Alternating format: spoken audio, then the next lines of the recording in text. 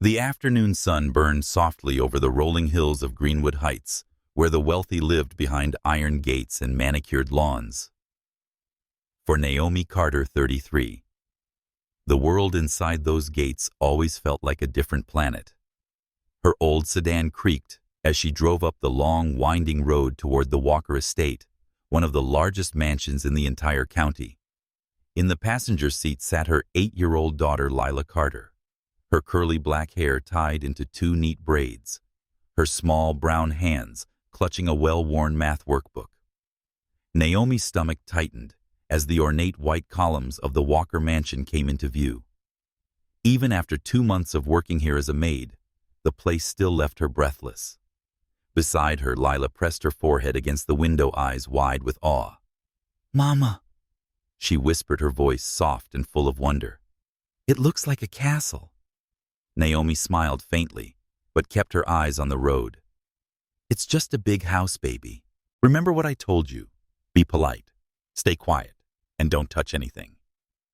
Lila nodded obediently, though her gaze was fixed on the grand marble staircase beyond the front gates. When they parked, the towering mansion loomed above them, 4 stories of white stone, glittering windows, and sprawling balconies. A fountain shaped like a pair of swans sprayed water into the summer air. Naomi exhaled slowly and squeezed Lila's hand. "I'm sorry you had to come today, baby," she said softly. "Mrs. Alvarez called in sick, and there was nobody to watch you." Lila gave her mother a small, reassuring smile. "It's okay, Mama. I brought my homework. I'll be quiet." Inside, the air was cool and carried the faint scent of sandalwood. A crystal chandelier the size of a small car hung over the vast foyer, scattering diamonds of light across polished marble floors. Lila craned her neck upward, whispering under her breath, "Wow." Naomi leaned down quickly and hushed her. "Lila Carter," she warned softly, "don't let your mouth hang open. This ain't our world."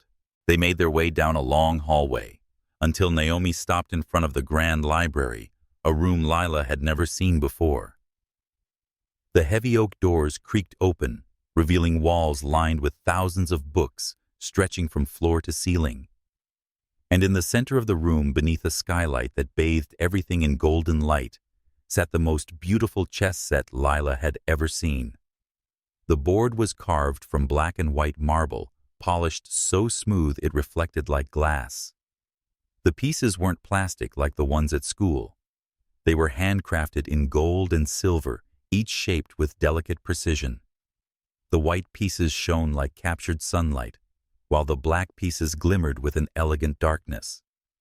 Lila's small body froze.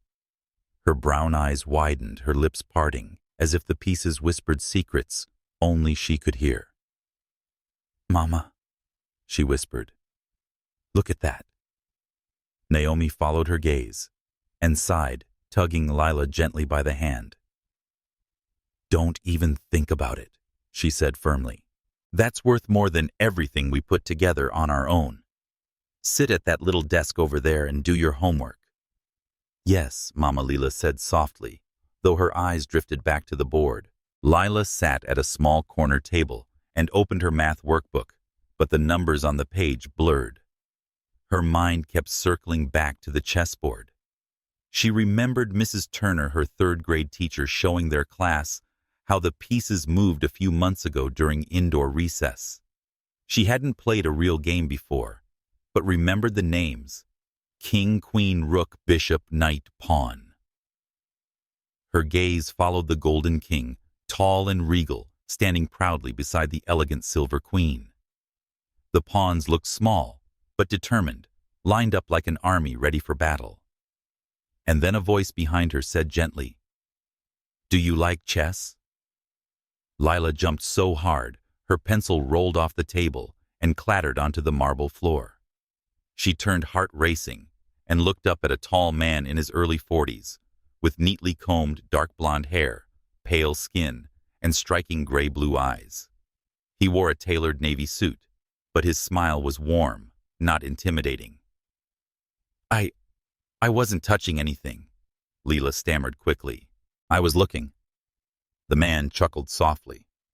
It's all right, he said, kneeling slightly so his kind gaze met hers. I'm Ethan Walker. You must be Naomi's daughter. Yes, sir, she said shyly, clutching her workbook tighter. Ethan gestured toward the chessboard. I noticed you staring at the pieces. Do you know how to play? Lila hesitated, glancing toward her mother, who was dusting shelves nearby but keeping a wary eye on them. Not really, she admitted softly. My teacher showed us once, but I've never played a real game. Naomi stepped forward quickly, her posture tense. I'm sorry if she's bothering you, Mr. Walker, she said politely but firmly. She'll keep quiet. Ethan waved a hand dismissively, his gaze still resting on Lila with quiet curiosity. She's not bothering me at all, he said. In fact, would you like me to teach you? Naomi froze her hand, tightening around the feather duster. Oh no, sir, you don't have to. I'd like to, Ethan said gently. Just for fun. He turned to Lila and smiled. What do you think Lila want to learn? Lila hesitated, then looked up at her mother hopefully. Mama, can I? Naomi's lips pressed into a thin line. Her instincts screamed to keep her daughter from this man and his world. But she saw the light in Lila's eyes, the curiosity she rarely showed. After a long pause, she nodded slowly. Just for a bit of while, Naomi said finally. And don't break anything. Lila's face lit up like sunrise. Ethan motioned for her to sit across from him at the marble chessboard. Up close, the pieces were even more breathtaking. Each piece has its own strengths. Ethan began softly. It's like an army, and you're the commander. Lila leaned forward, her small fingers hovering just above the pawns without touching them. And the king, she whispered. The most important one, Ethan explained. But sometimes protecting the weakest pieces can win the war. For reasons she couldn't explain, the words made sense immediately. Something clicked inside her like the first move in a game that had already begun years ago. And for the first time since she'd walked into the Walker mansion, Naomi Carter felt afraid. Not because of the man, not because of the mansion, but because she sensed something was starting here, something she couldn't control. The marble chess pieces gleamed under the library's skylight as Lila leaned forward, her small fingers trembling slightly above the board. Ethan Walker moved the white pawn, first speaking in a patient, measured tone. This one always moves forward, one square at a time. Unless it's the first move, it can go two. Lila nodded, absorbing every word. And it attacks diagonally, she added softly. Ethan paused, surprised. That's right, he said, raising an eyebrow. How did you know that? Lila shrugged lightly, eyes fixed on the board. I see it, she whispered. As the minutes passed, Ethan showed her how each piece moved knights in their odd L shapes, bishops slicing across diagonals, rooks marching in straight lines. He explained the strategy slowly, expecting her to need time. But Lila didn't just listen, she saw. Every rule, every move fit together in her mind like puzzle pieces snapping into place. It's like they all have jobs, she said suddenly. The pawns are guards. The knights are secret agents. The queen is like a superhero. Ethan smiled at her description, but something in his chest tightened. Over the years, he'd taught dozens of adults this game, business partners, colleagues, friends. None of them had ever absorbed it like this child was doing. After only 20 minutes, he gestured for her to play a small practice game. He expected her to forget the rules, move randomly, and get frustrated. But she didn't. She studied the board momentarily, then moved a knight into position with precision that startled him. 5 moves later, Ethan leaned back in his chair, staring at the board as though it had betrayed him. You're already thinking ahead, he murmured. Lila bit her lip. she said slowly. I can see where the pieces want to go, like they're telling me. After dusting books on the far wall, Naomi froze at her daughter's words. She turned, watching them, her brow furrowed. From that day forward, Ethan rearranged his afternoons to meet Lila in the library. At first, Naomi protested, insisting that Lila focus on schoolwork. But each time Lila begged, "Please, Mama, just one game." Naomi reluctantly agreed, though she stood nearby every session, arms crossed, never letting Ethan out of her sight. Within a week, something extraordinary became undeniable. Lila's skill was accelerating at a rate Ethan had never seen before. By their third day together, she was visualizing 2 moves ahead. By the 5th day, 4 moves. By the end of the 2nd week, she was predicting entire sequences. She didn't just memorize, she understood. One afternoon, Ethan invited her to try a complete game for the first time.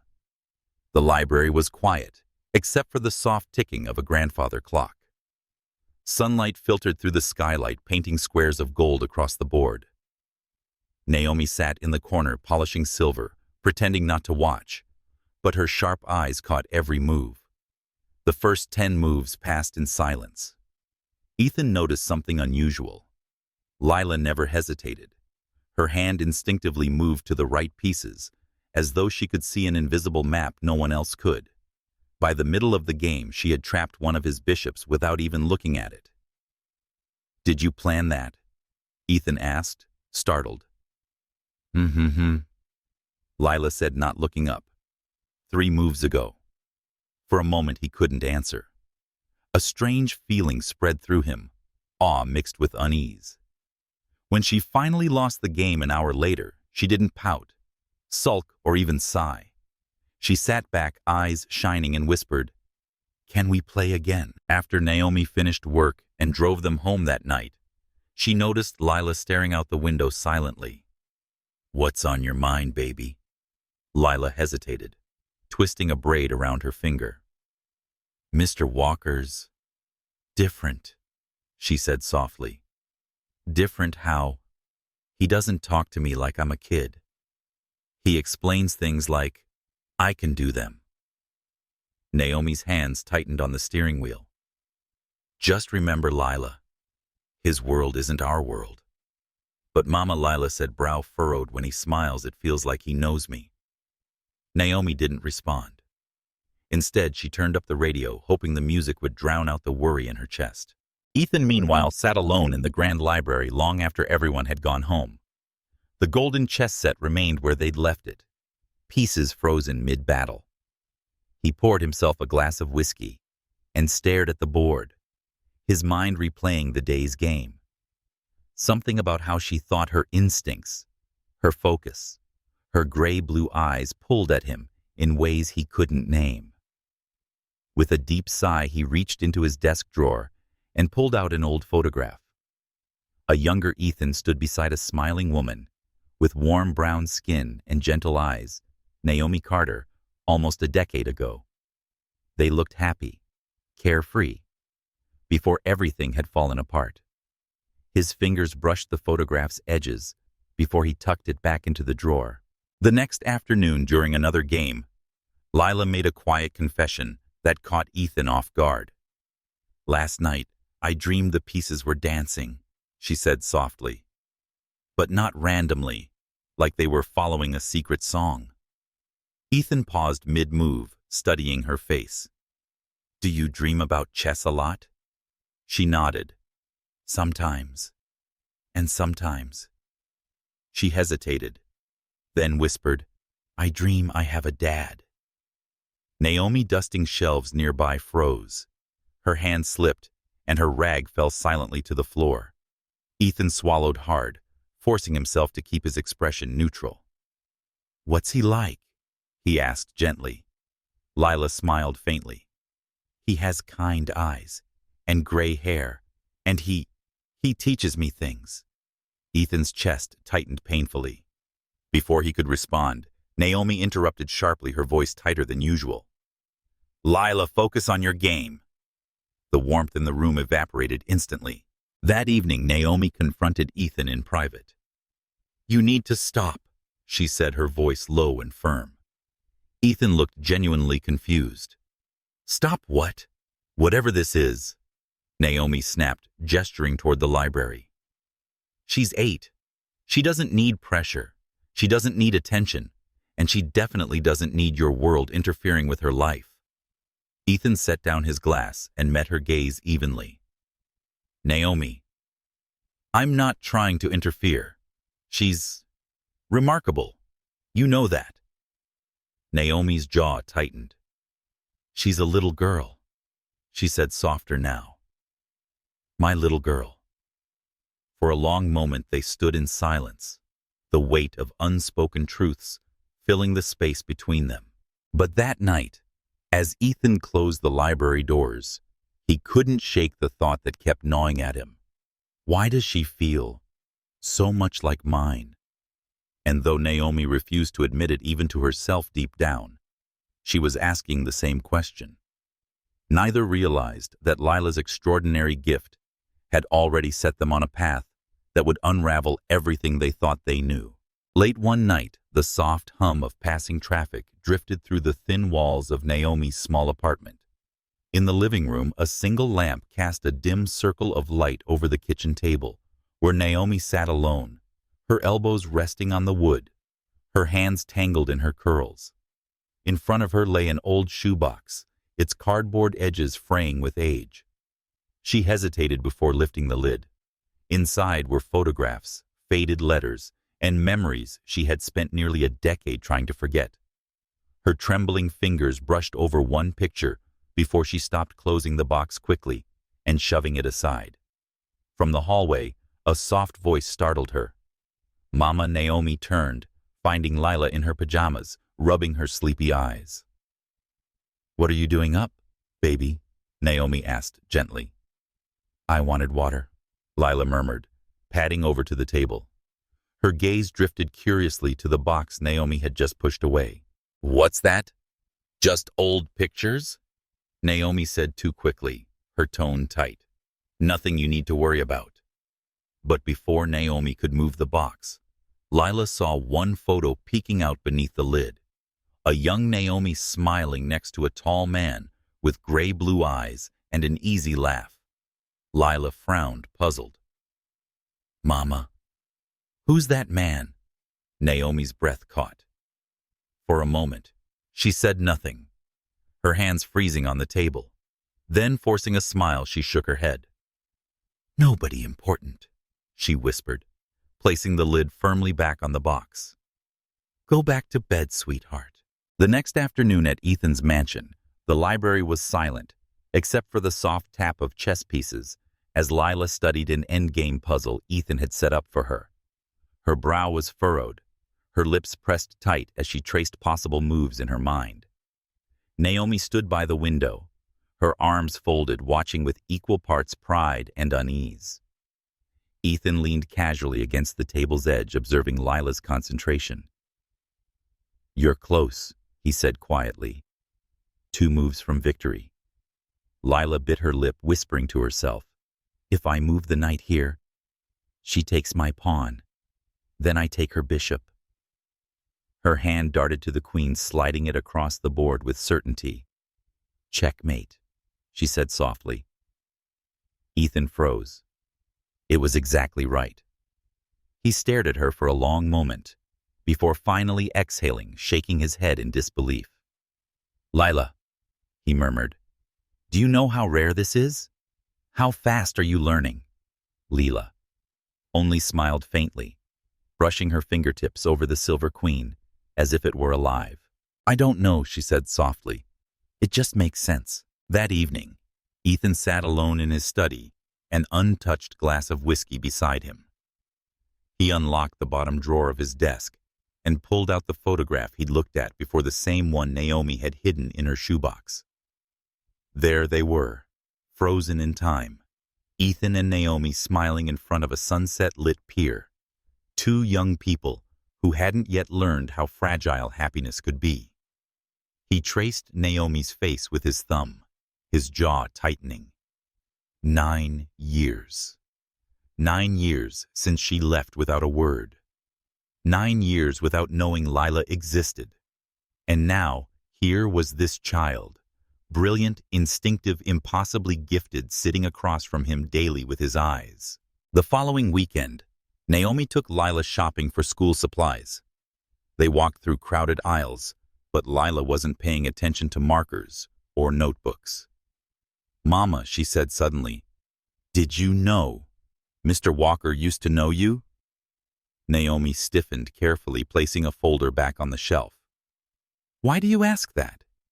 "Because he looked at me funny yesterday," Lila said innocently, "like he remembered something."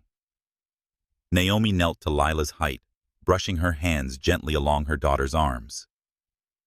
"Baby," she said softly but firmly, "Mr. Walker is my boss, nothing more. That's all you need to know. But no buts." Lila nodded quietly, though her curious gaze lingered on her mother's face. Later that night, after Lila went to bed, Naomi's phone buzzed. Ethan's name lit up the screen. She almost ignored it, but then she sighed, pressing the answer. "We need to talk." Ethan's voice came through low and steady. "About what?" Naomi asked cautiously. "You know what?" There was a long pause before she finally said softly, "Ethan, don't." "Naomi," he said firmly, "I deserve to know the truth." She closed her eyes, her throat tightening. "The truth won't change anything," she whispered. "It won't change the past. And it won't change what's best for Lila." Ethan countered that what's best for Lila is having every opportunity she deserves. "She's extraordinary, Naomi. Do you really want to hold her back because of us? This isn't about you and me," she snapped, her voice trembling. "It's about keeping her safe." And with that, she hung up. Meanwhile, in her small bedroom, Lila lay awake, staring at the glow-in-the-dark stars stuck to her ceiling. Her mind wasn't on math homework or playground games anymore. It was on chess. Her thoughts replayed moves, patterns, strategies like a movie running in her head. Knights leapt across boards. Pawns sacrificed themselves for queens. Every combination played out in perfect clarity, and yet something else bothered her. She remembered the man in the photograph. She remembered Ethan's gray-blue eyes. And she remembered how just yesterday he'd looked at her like he knew her. She pulled the blanket up to her chin, whispering into the dark, "Why does it feel like there's something nobody's telling me?" When they arrived at the mansion the next day, Ethan was waiting in the library. He had prepared a new game, designed to test her beyond anything she'd faced yet. "Ready for a challenge?" he asked with a faint smile. "Always," Lila replied confidently, pulling out her chair. For an hour, the two sat locked in silence, their pieces moving like soldiers across a battlefield. Naomi watched from the doorway, her stomach tight with unease. Then halfway through the game, Ethan made a bold sacrifice that should have cornered Lila within 3 moves. But she didn't flinch. She tilted her head, studying the board carefully. Then, with a calmness that startled even her mother, she countered the trap flawlessly and turned the tide in her favor. Ethan sat back, stunned, running a hand through his hair. "You saw that coming," he said quietly. Lila smiled faintly. "4 moves ago," she answered. Naomi didn't speak on the drive home. Lila hummed softly in the back seat, still replaying the game in her mind, while Naomi's knuckles tightened around the steering wheel. She knew the truth was rising like floodwater, threatening to drown the careful life she had built for herself and her daughter. She also knew Ethan wouldn't stop until he uncovered it. And somewhere deep down, beneath all the fear and anger, Naomi couldn't decide which terrified her more, Ethan's determination or Lila's undeniable brilliance. The morning air in Greenwood Heights was warm and bright, but tension hung thick and heavy inside the Walker mansion. Naomi stood in the grand library, arms folded tightly, watching as Ethan paced near the windows.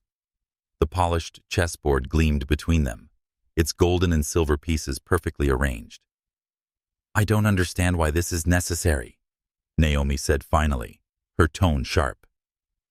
Ethan stopped pacing and turned to her. "Naomi, you've seen what she can do," he said firmly. "This isn't just a hobby for Lila anymore. She's extraordinary. I want an expert opinion." "She's a child," Naomi shot back. "She doesn't need experts. She needs to play, learn, and live like a normal kid."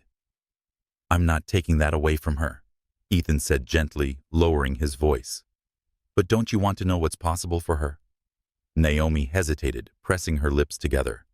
Before she could answer, the library doors opened. A woman stepped inside wearing a crisp navy suit and a slim leather briefcase. Her short black hair framed a calm, intelligent face, and her sharp eyes swept the room confidently. Dr. Mei Ling, Ethan said, greeting her warmly. "Thank you for coming on such short notice." Dr. Ling shook his hand, then turned toward Naomi and Lila with a polite smile. "I've heard a lot about this little chess player," she said softly, kneeling slightly to meet Lila's eyes. "Are you ready to show me what you can do?" Lila glanced nervously at her mother, who nodded reluctantly, then back at Dr. Ling. "Okay," she said quietly. They sat at the marble chess table, Dr. Ling setting up the pieces with smooth, practiced motions. "I'll play white," she said. "You can start."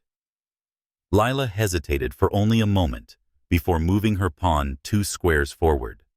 Dr. Ling mirrored her move, then settled back in her chair watching closely. Ethan and Naomi stood nearby, silent and tense. At first, Dr. Ling played casually, expecting the game to be simple, a few basic exchanges, maybe some mistakes. But by Lila's third move, her expression shifted. By her fifth, her brow furrowed slightly. By her 10th, she leaned forward, studying the board with absolute focus. Lila wasn't just playing pieces, she was building traps. Every knight, every bishop, every pawn moved with purpose, forming patterns invisible to anyone without years of study. Dr. Ling's eyes narrowed, intrigued. "Interesting," she murmured under her breath. Within 20 minutes, the Golden Queen glided across the board. "Check," Lila said softly. Dr. Ling defended, counterattacking with precision. But Lila responded instantly, as if she had already seen the entire game unfold. 35 moves later, Dr. Mei Ling sat silently, her king cornered. "Checkmate," Lila whispered. The room stayed quiet for a long moment. Ethan stared at the board in disbelief. Naomi, wide-eyed, seemed frozen in place. Dr. Ling leaned back slowly, letting out a quiet breath. "Well?" she said finally, a faint smile tugging at her lips. "I wasn't expecting that." "Did she actually beat you?" Ethan asked, still processing what he had just witnessed. Dr. Ling nodded, reaching for her briefcase. "One game can be luck," she said calmly. "Let's try something more complex." She opened the case and pulled out a thick book filled with advanced chess puzzles designed to test even grandmasters. She turned the book toward Lila, pointing to the first diagram. "Most people take 20 minutes to solve this one," she said. "Take your time." Lila studied the page for under 30 seconds before pointing to a square. "Move the knight here," she said confidently. "Then the queen takes bishop blocks and checkmate in 2. Dr. Ling blinked in surprise, flipping to the next puzzle. "And this one?" Lila tilted her head slightly, tracing imaginary moves in the air with her finger. "Queen sacrifice rook, slides in mate in 4, she replied without hesitation. Dr. Ling glanced at Ethan, then at Naomi, her voice lowering. "This isn't normal," she whispered. "This is remarkable." For the next 20 minutes, Lila solved puzzle after puzzle, some of which Dr. Ling admitted had stumped professional players.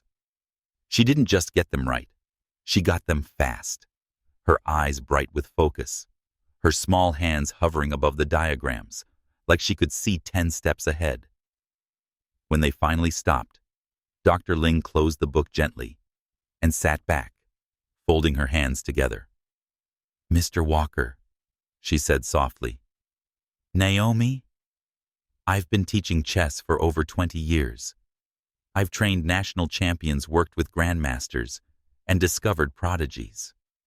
She paused, glancing at Lila, who was absent-mindedly spinning a silver pawn between her fingers. "I have never seen natural talent like this." Naomi's arms tightened across her chest. "So what are you saying?" she asked cautiously. "I'm saying," Dr. Ling replied gently, "that Lila could compete with the best in the world, if she's trained properly." Naomi shook her head, stepping forward. "She's a child," she said firmly. "She doesn't need the pressure, the cameras, the sponsors. She needs to be 8. That's all." Ethan spoke up quietly. "Naomi, she's already more than that. Pretending she's not won't change anything." And pushing her into the spotlight, Naomi snapped. "That will." Dr. Ling held up a hand calmly. "Nobody's saying she needs to compete tomorrow," she said. "But talent like this, it doesn't happen twice. You have time to decide, but sooner or later people will notice." Lila looked up from the pawn in her hand, her voice small but steady. "Do I have to play in big tournaments?" she asked softly. Naomi knelt beside her, immediately smoothing her braids with shaking hands. "No, baby," she said gently. "You don't have to do anything you don't want to do." Ethan crouched on the other side of the table, his gray-blue eyes meeting hers. "Lila," he said carefully, "chess is a gift. What you do with it, that's up to you." Lila stared down at the board, silent for a long time. Finally, she whispered, "I want to play, but I want to have fun. Not be on TV or anything." Naomi pulled her close, kissing the top of her head, while Ethan exhaled slowly, relief and pride tangled in his expression. As Dr. Ling packed her things, she stopped by Ethan's desk, lowering her voice so Lila wouldn't hear. "You need to prepare yourself," she said quietly. "Word will spread. Other players will hear about her. Opportunities will come knocking, whether you want them to or not." Ethan nodded silently, his jaw tightening. Across the room, Naomi held Lila's hand, watching him warily. Neither noticed the camera flash from the hallway. One of the mansion's staff had snapped a picture of the chessboard before slipping away. By the next morning, whispers of an 8-year-old genius would begin circulating in chess forums nationwide, and their quiet little world was about to change forever. Ethan's prediction came true 3 days after Dr. Mei Ling's visit. By early morning, Naomi's phone buzzed relentlessly with texts from coworkers and friends. "Is this your daughter? She's all over the chess forums." An 8-year-old beat Mei Ling unreal.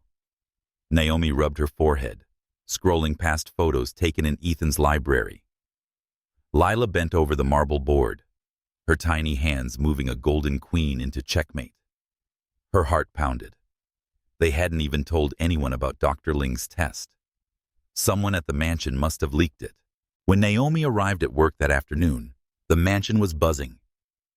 2 local reporters were already outside the gates, cameras perched on tripods, waiting for a glimpse of the child prodigy. Ethan met her in the foyer, his expression grim but steady. "I've spoken to security," he said. "No one's getting in without clearance. But Naomi, this is only the beginning." Naomi crossed her arms, glaring at him. "You brought Dr. Ling here. You started this." "I didn't post those photos," Ethan countered calmly. "And I didn't expect her staff to leak them." "You knew this would happen eventually," she shot back. "You've been waiting for this." Ethan sighed, running a hand through his hair. He admitted that "I've been waiting for the world to notice her brilliance. But I wasn't planning to throw her into the spotlight without your consent." Naomi shook her head, her voice tight. "You don't get to make decisions about her future." "She's my—" Ethan stopped himself, his jaw locking, his voice lowered softer now. She's special, Naomi. That's all I'm saying. Naomi stared at him for a long moment, then turned away without answering. That evening, Lila sat cross-legged on her bed, staring at her phone. Her friend Sarah had sent her a link to a video someone had uploaded. 8-year-old genius defeats national chess coach. Lila clicked on it reluctantly. Her heart raced as she saw herself on screen moving the silver queen with steady hands. Thousands of comments scrolled below. Unbelievable talent. Future grandmaster parents. Better get her on the world stage now. At first, the attention felt strange, almost exciting. But as she read on, the tone shifted. Kids shouldn't be pushed like this. She's just a puppet for some rich guy. Ethan Walker is using her for publicity. Lila's chest tightened. She closed the app and shoved the phone under her pillow. When Naomi came in later with warm milk, she found her daughter quiet and withdrawn. "Everything okay, baby?" Lila hesitated, then whispered, "Do I have to be famous now?" Naomi's heart broke a little. She knelt by the bed, brushing her daughter's curls gently.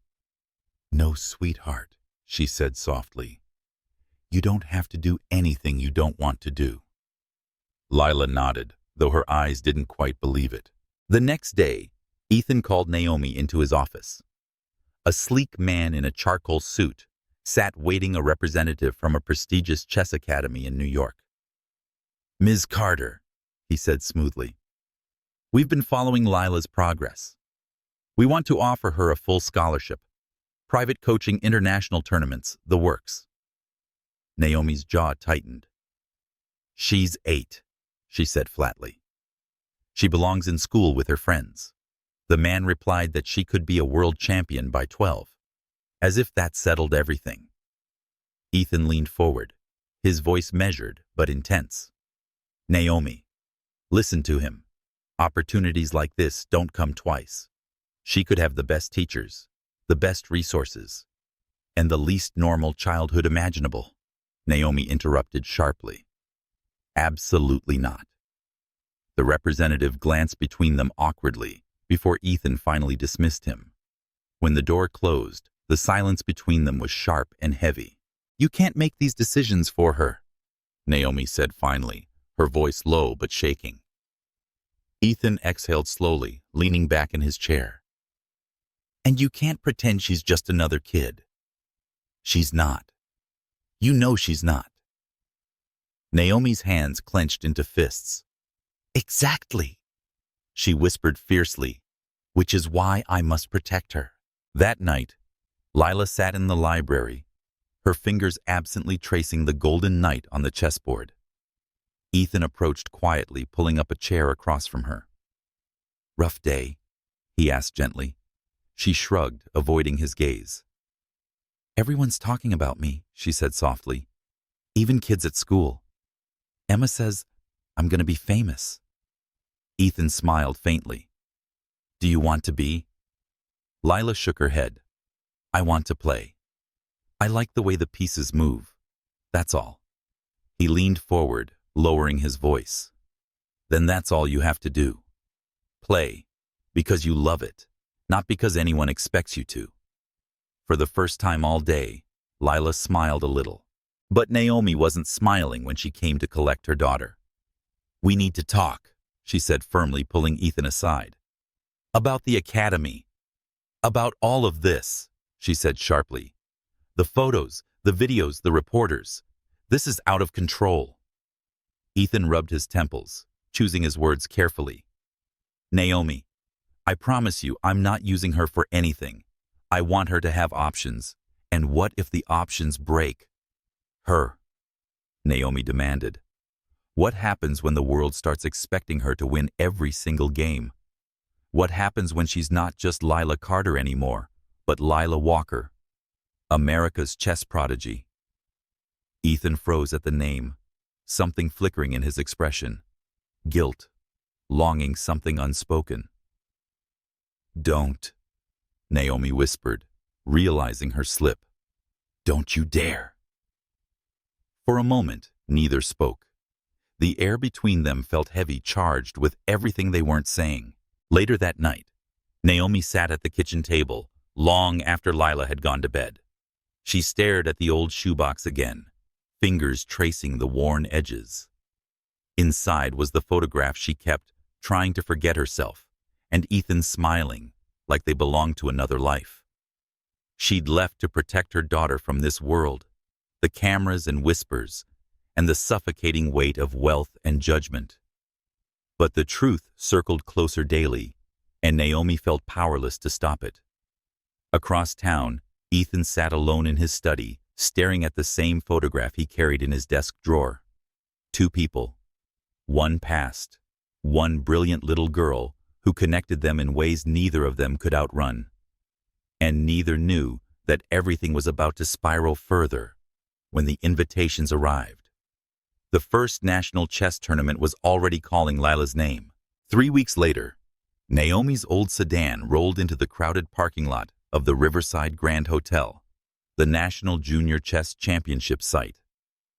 Lila sat in the back seat, staring out the window, her hands clasped tightly around a small travel-sized chessboard. The butterflies in her stomach felt louder than the noise outside. Naomi glanced at her through the rear-view mirror. "Baby," she said softly, "you don't have to do this if you don't want to." Lila shook her head, eyes still fixed on the glass. "I want to play," she whispered. "I don't want to be on TV. I wish to play." Naomi reached back and squeezed her daughter's hand gently.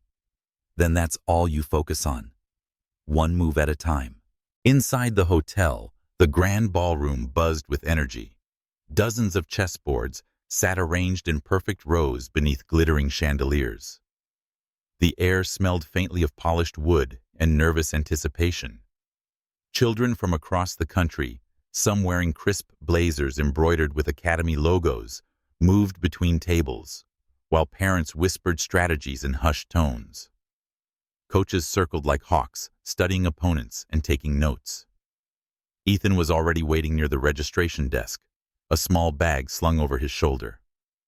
He smiled warmly when Lila approached, but Naomi's expression remained guarded. "Big day," Ethan said quietly, crouching so his eyes met Lila's. "You ready?" Lila hesitated, then nodded. "I think so." "Don't think," he said softly. "Just play." At the registration table, a man checked Lila's name on the list and raised an eyebrow. "Lila Carter," he said with a smile. "Our youngest player this year. Good luck out there." Lila slightly nodded, tucking the travel board under her arm like a shield. Her first opponent was a tall boy named Marcus, who was 12 years old and last year's champion. His black hoodie read, "Checkmate Machine" in bold white letters. He smirked when he saw her sit across from him. "They're letting little kids play now," he teased, leaning back in his chair. Lila met his gaze calmly. "I'm just here to play," she said softly. "This'll be quick," Marcus said, cracking his knuckles. The clock started. Marcus moved his pawn forward confidently, barely glancing at the board. Lila studied the pieces quietly, expressionless, before responding with her pawn. 5 moves later, Marcus stopped smirking. 10 moves later, he leaned forward, elbows on the table. By the 15th move, a small crowd began gathering behind them. Lila's pieces danced across the board like they had a life.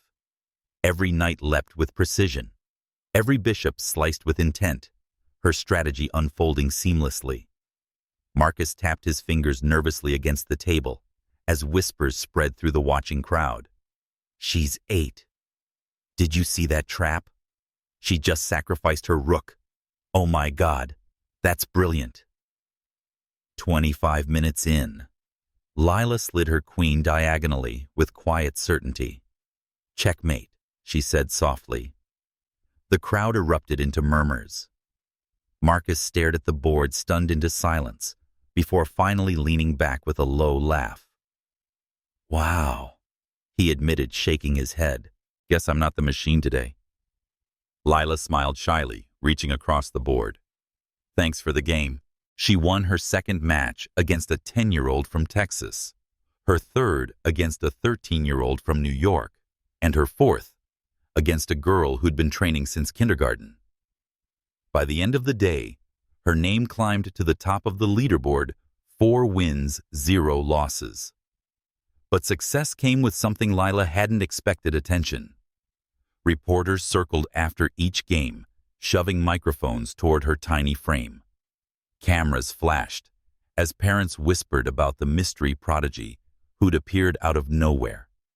Ethan tried to shield her from the press, briefly answering questions before guiding her toward quiet hallways, but the tension in Naomi's shoulders grew.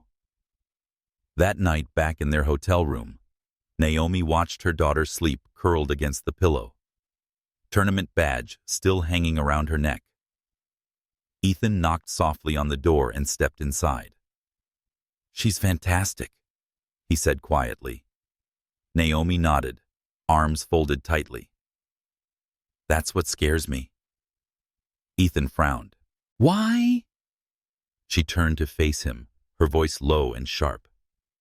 "Because you know what happens next. Sponsorships, reporters, endless pressure. Everyone is pulling her in 1,000 directions." Ethan hesitated before replying. "She deserves choices, Naomi. That's all I want." Naomi's jaw tightened. And what if those choices cost her childhood? The next morning brought tougher competition and more pressure. Lila's 5th-round opponent was a quiet 9-year-old girl named Sarah. Unlike Marcus, Sarah didn't underestimate her. She studied Lila's every move carefully. Their game lasted almost an hour, both refusing to give ground until Lila finally cornered Sarah's king with a precise queen and rook combination. When it was over, Sarah stared at the board, blinking back tears. "I practiced every day for months," Sarah whispered, her voice trembling. "I had a coach. I read books. And you make it look easy." Lila's throat tightened. She leaned across the table gently. "You played really well," she said softly. "Maybe we could be friends." Sarah looked surprised, then gave a small, watery smile. "Really? Really?" Lila said, nodding. "We both love chess. That's enough."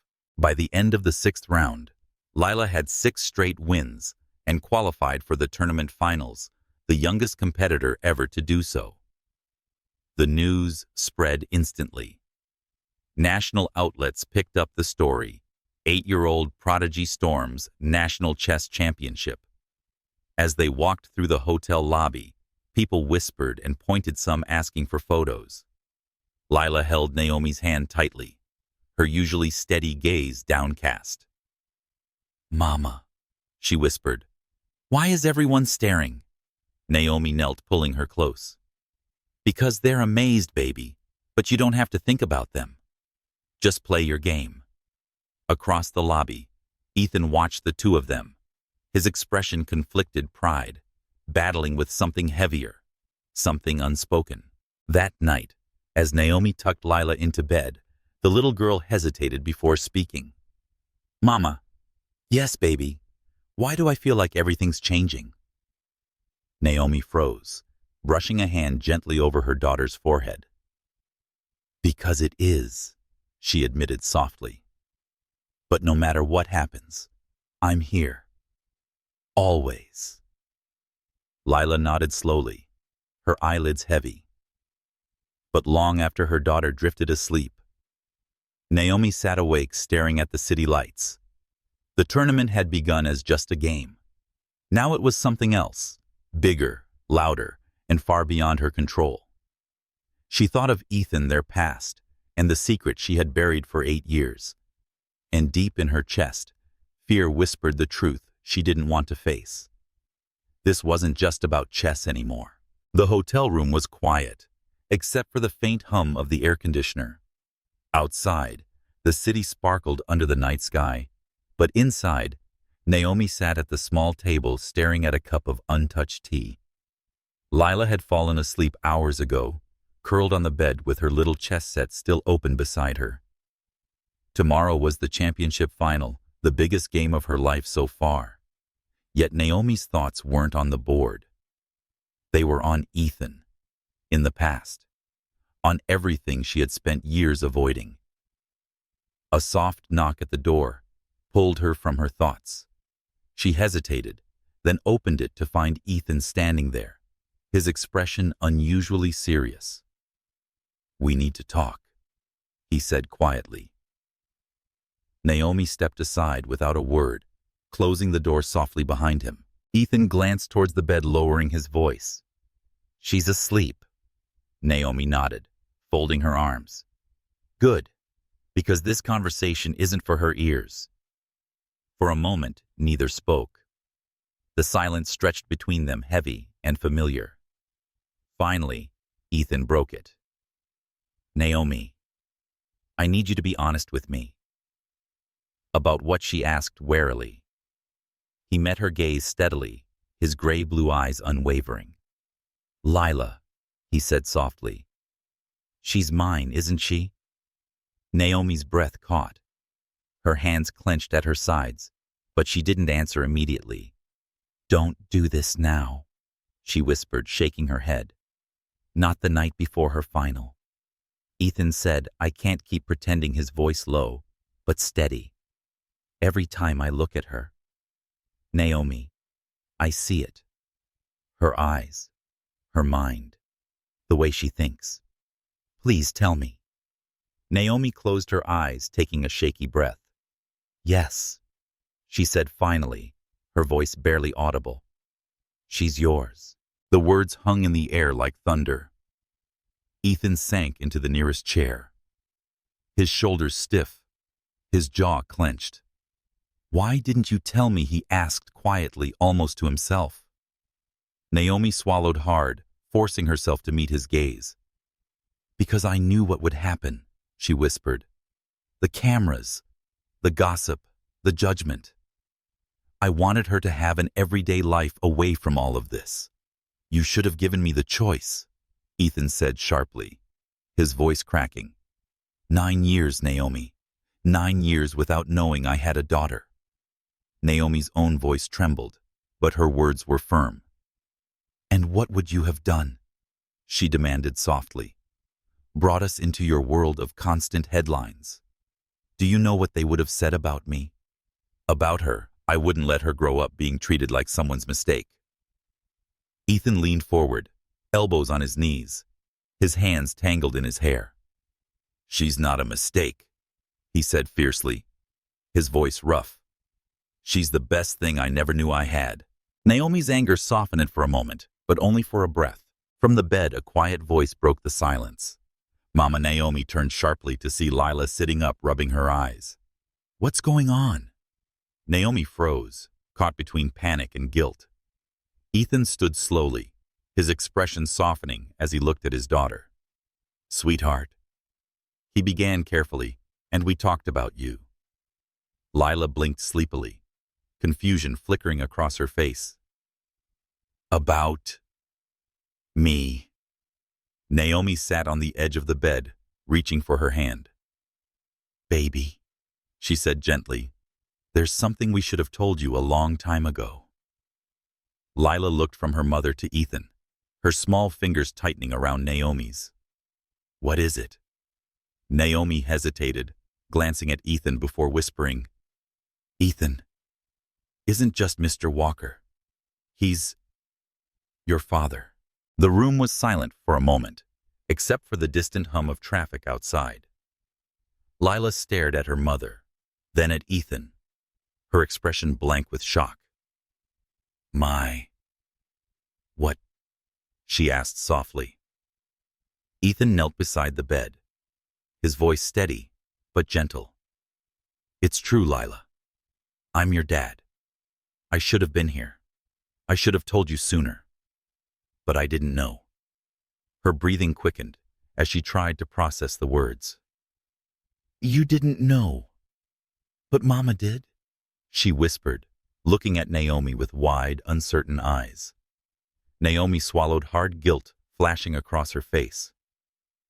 "I thought I was protecting you," she said softly. I just wanted you to have a simple, safe life. Lila shook her head slowly, tears pooling in her eyes. All this time. You both knew each other and didn't tell me I didn't know. Ethan repeated firmly, his voice breaking slightly. If I had, I never would have missed a single day of your life. Lila stared down at her hands, silent for a long moment before whispering, I don't know how to feel right now. Naomi hugged and held her tightly, but Lila's gaze drifted toward Ethan, uncertain and searching. Do I have to call you Dad now? She asked hesitantly. Ethan shook his head immediately. He said softly that you don't have to call me anything you're not ready for. I want to be here. However, you won't let me. Lila hesitated, studying his face, like she was reading a chessboard trying to see the next 5 moves. Finally, she nodded slightly. Okay, she whispered. An hour later, after Lila had drifted back to sleep, Naomi and Ethan stood by the window, the city lights glowing faintly below. She's confused, Naomi said softly, rubbing her temples. I don't know if I've made this more complicated for her. She's stronger than you think, Ethan replied quietly, but she deserves the truth, all of it. Naomi sighed, exhaustion etched into her features. I just wanted to keep her safe, she murmured. I know, Ethan said gently, but now we keep her safe.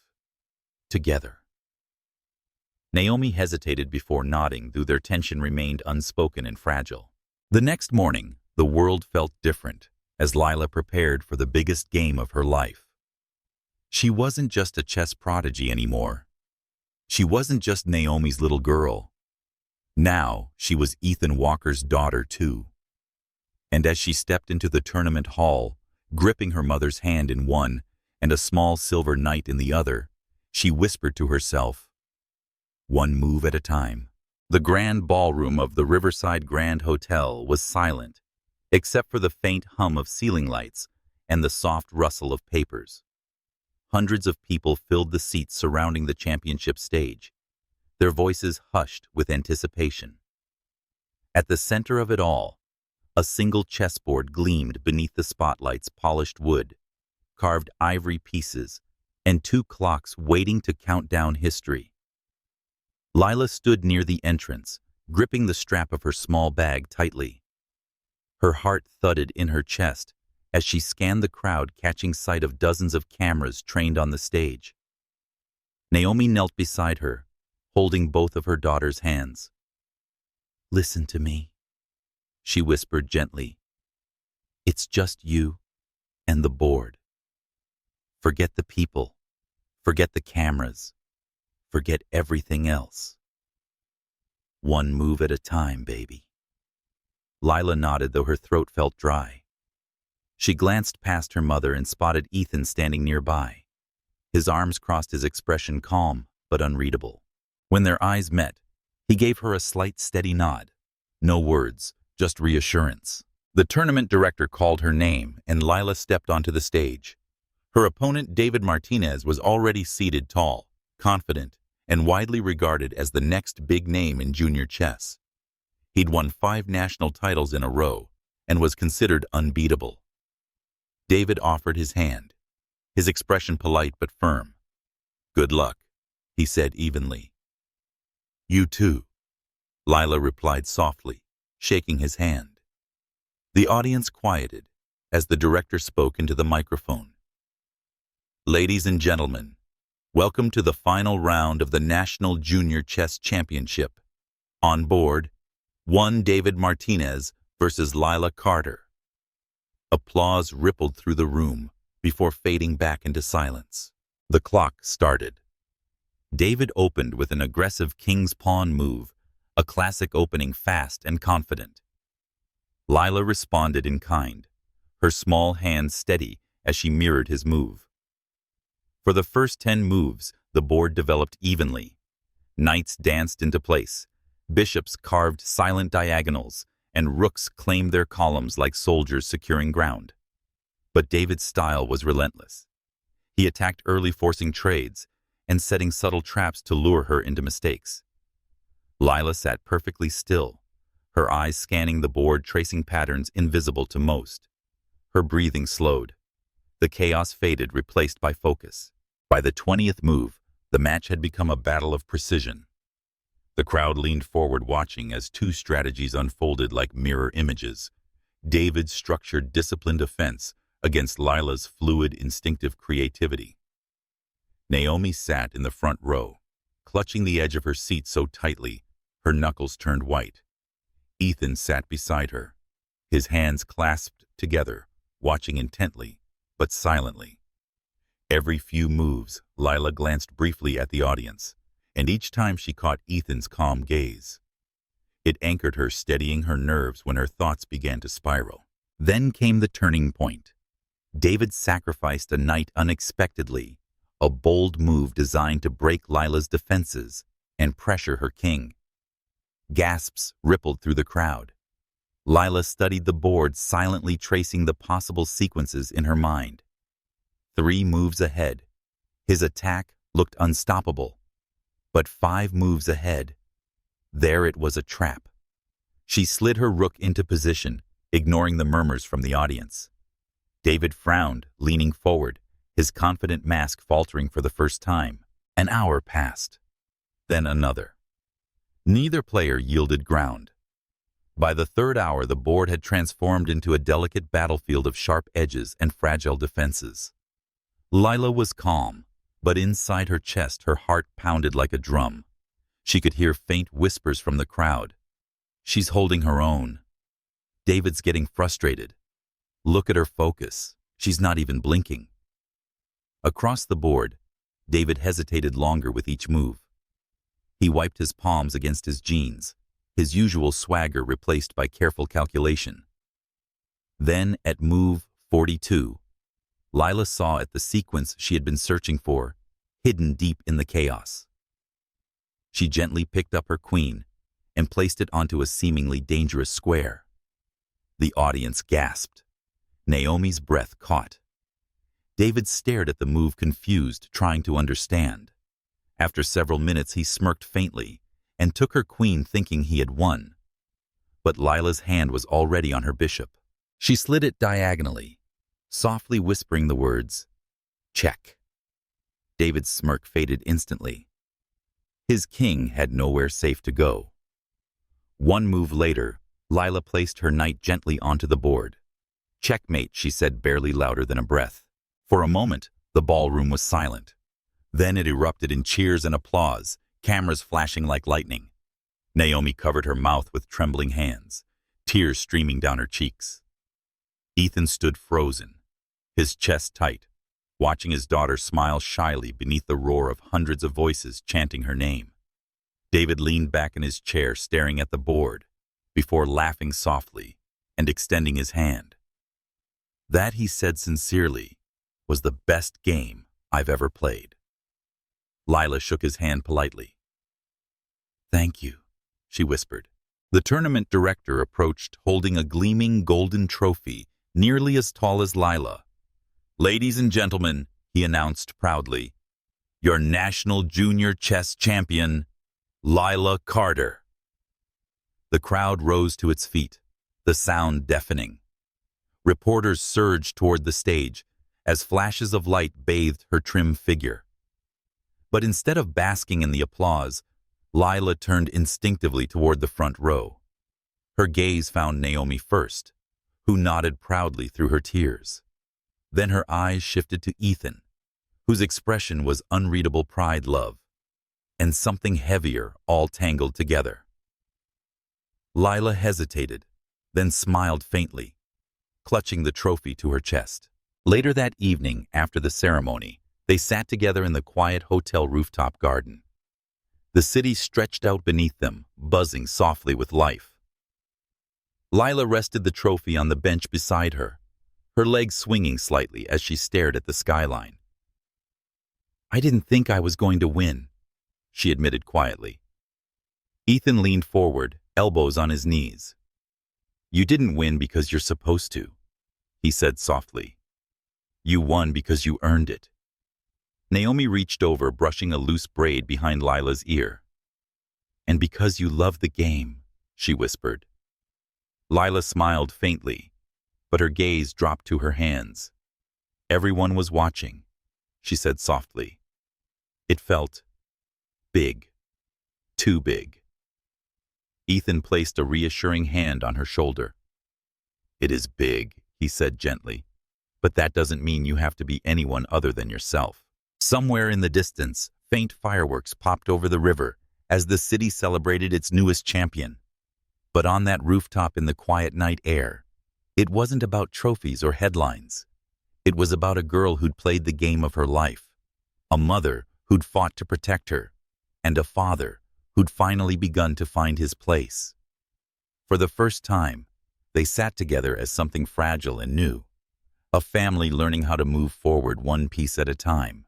2 days after the tournament, the Walker mansion was busier than ever. The quiet library, where Lila had first learned to move pawns, and nights was now filled with voices, reporters on speakerphones, emails flooding Ethan's inbox, and stacks of business cards piled on his desk. Everywhere they turned, someone wanted a piece of her. Sponsorship offers, exclusive interviews, invitations to international tournaments in London, Moscow, and Tokyo.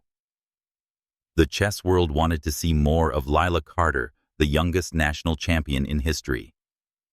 But the little girl at the storm's center sat cross-legged on the carpet near the golden chessboard, humming softly as she balanced 2 pawns on top of each other, pretending they were dancers.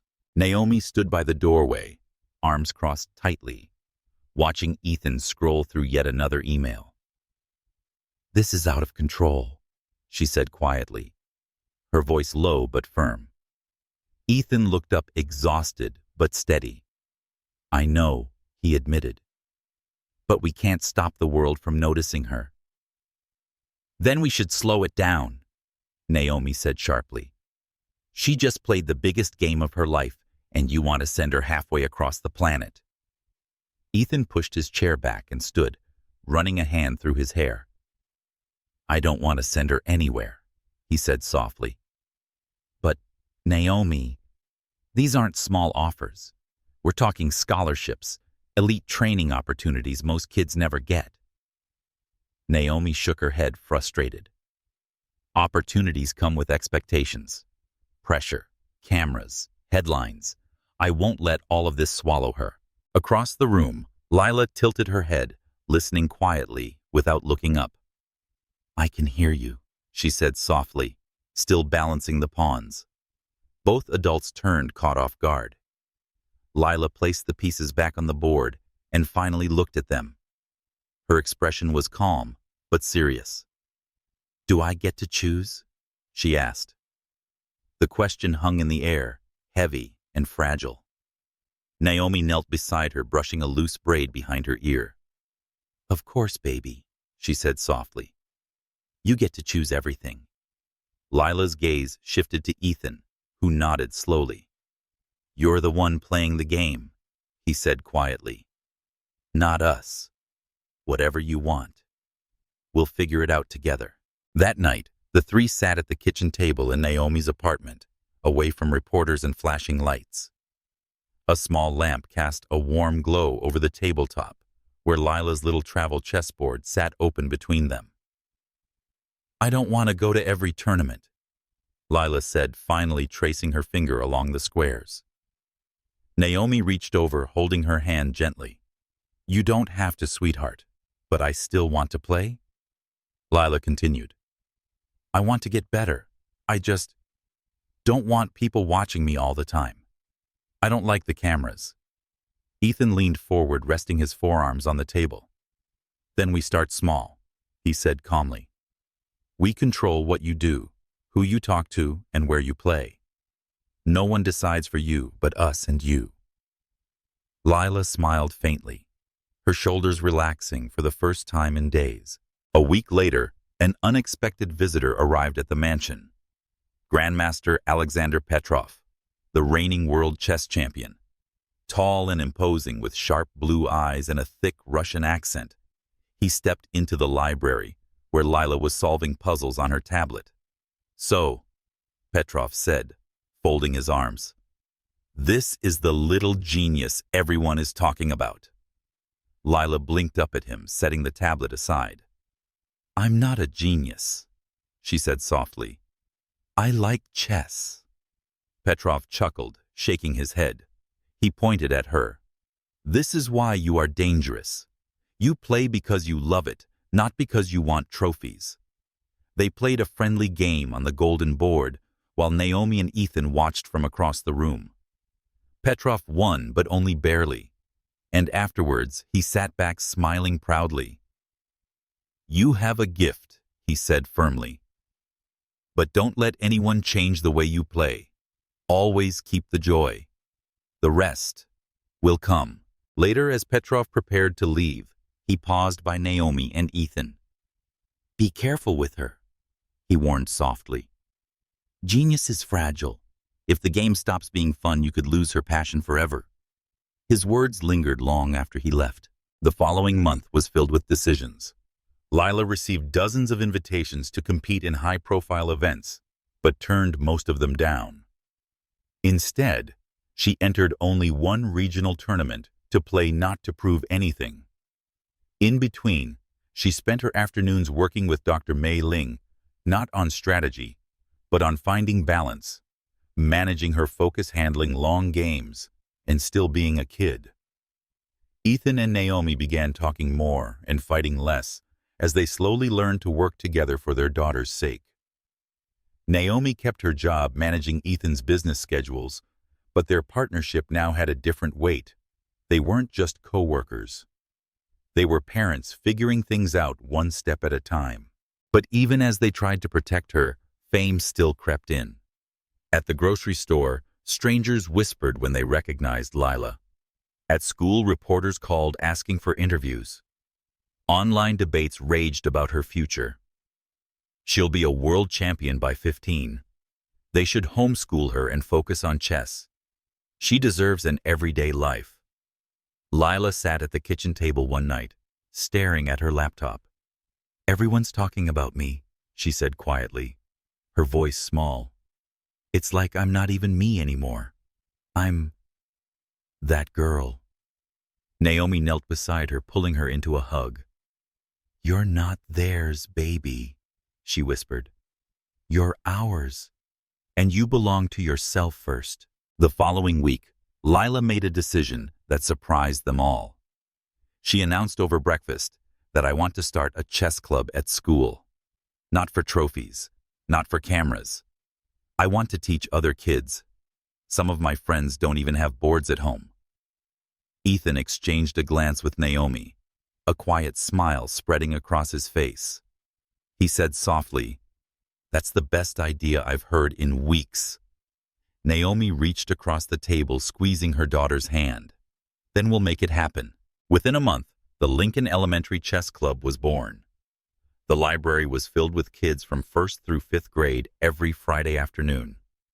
Some had never touched a chess piece before. Some struggled with the rules. Others surprised themselves with clever strategies. And at the center of it all was Lila kneeling beside small tables, showing her classmates how pawns could protect one another, how rooks worked as partners, and how even the smallest pieces could change the outcome of a game. She felt free again for the first time since her victory playing, teaching, laughing. The cameras had stopped flashing, the crowds had faded, and for a little while, she was just Lila again. That evening, as Naomi prepared dinner and Ethan set the table, Lila curled up on the couch, scrolling through a list of upcoming tournaments. She smiled faintly and closed the laptop without bookmarking a single one. For the first time, her future didn't feel like someone else's plan. It felt like hers. 3 months later, the Walker mansion looked different, quieter, calmer, and somehow warmer. Gone were the reporters, the flashing cameras, and the endless interview requests. In their place came small, everyday moments that mattered more than trophies ever could. On Saturday mornings, Ethan brewed coffee while Naomi flipped pancakes in the kitchen. Lila sat at the counter, sketching chess puzzles in a little notebook while humming softly. For the first time, life had rhythm. Ethan had transformed one of the mansion's empty rooms into a cozy chess studio for Lila, shelves lined with puzzles books and boards from around the world. But despite the luxury, her favorite place to play was still Naomi's kitchen table, where the pieces clinked softly against the worn wooden surface. That was where she felt safe. That was home. Though her approach had shifted, Dr. Mei Ling still visited twice weekly for lessons. "We're not chasing titles right now," she reminded Ethan during one session. "We're building stamina, creativity, and balance. She has time." Ethan nodded, and for once he didn't argue. The school chess club had exploded in popularity. What began with 6 kids crowded around a single board in the library had grown to more than 30 members. Every Friday afternoon, laughter and cheers filled the small space as children battled over plastic pieces, learning strategies, and celebrated victories, big and small. Lila moved between tables, kneeling beside her classmates to explain clever forks and quiet defenses, patient with everyone, beginners and naturals alike. Even Emma, her best friend, finally joined the club after weeks of insisting chess was boring. 2 weeks later, Emma begged Lila to teach her an opening called The Queen's Gambit. "You made chess fun," Emma admitted one afternoon. Lila smiled shyly, tucking a braid behind her ear. "Chess is fun," she replied softly. "You just needed to see it." Grandmaster Alexander Petrov returned briefly during the spring to check on her progress.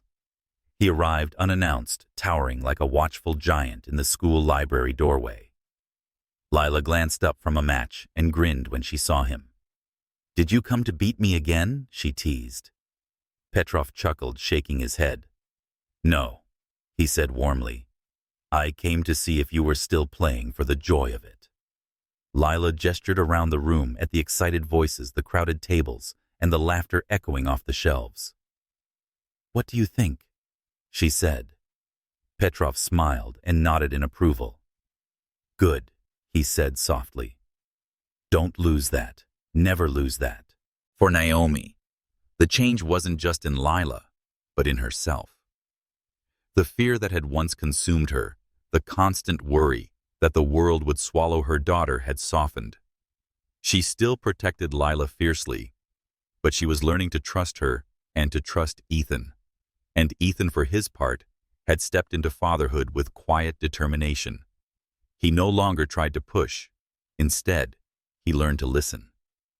Some nights, he sat with Lila in the library as she worked through puzzles, their heads bent close together over the board. Other nights, he drove her to the park so she could teach neighborhood kids how to play. It was slow, sometimes awkward, but he was there, consistently. And Lila had started calling him Dad without hesitation. One snowy evening, the 3 of them sat in Naomi's apartment, the warmth of the fireplace wrapping the room in soft light. A half-played game sat between Lila and Ethan, while Naomi sipped tea, watching them with quiet amusement. Lila leaned forward, moving her bishop into position with a grin. "Check!" she announced proudly. Ethan pretended to groan dramatically. "You're getting too good at this," he teased. "You taught me," she replied innocently. Naomi laughed softly. "Oh, don't let him take the credit. That brain of yours came fully loaded." For a moment there was only laughter, the kind that fills small spaces and makes them feel infinite. As winter melted into spring, invitations continued to arrive from across the globe. But this time they didn't decide based on pressure or headlines. They chose carefully, one tournament in Paris, another in Tokyo, but only when Lila wanted to go. Sometimes she declined entirely, choosing instead to spend time at school in the chess club or reading new books on strategies she hadn't yet explored. She was learning balance, and in learning it, she found happiness. One evening, as the sun dipped low over the city skyline, Lila sat on the balcony with Naomi and Ethan, watching the clouds turn orange and gold. She rested her chin on her knees and whispered, I used to think chess was just about winning. Naomi glanced over curious. And now, Lila smiled faintly, her gray-blue eyes reflecting the fading light. Now it's about finding the right move when things get hard. On the board. And in life. Ethan reached over and gently squeezed her hand. Sounds like a champion talking, he said softly. Not just a champion. Lila corrected him with a grin. A teacher. The story of Lila Carter didn't end with a trophy. It began there. Because the real victory wasn't on the chessboard. It was here in living rooms and kitchens, in quiet school libraries, and snowy apartments, where a family rebuilt itself one move at a time. And if you've followed her journey this far, here's where you come in. What move would you make if you were in Lila's shoes? Would you chase fame or choose freedom like she did?